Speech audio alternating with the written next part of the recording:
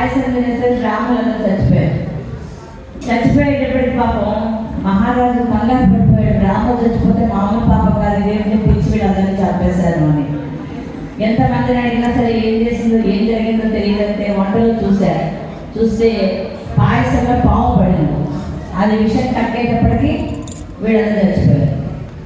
సరే అప్పుడు ఇక చిత్రగుప్తుడికి ఎవరికి డిస్కషన్ అనమాట, ఏం చేయాలి? ఈ పాపం ఒక డేగ పామును పట్టుకెళ్తుంది, డేగ లిస్టులో వేయాలా? పాము విషయం కక్కింది, పాము లిస్టులో వేయాలా? రాజు భోజనం పెట్టాడు, రాజు లిస్టులో వేయాలా? ఈ పాపం ఎవరి లిస్టులో వేయాలి చెప్పండి?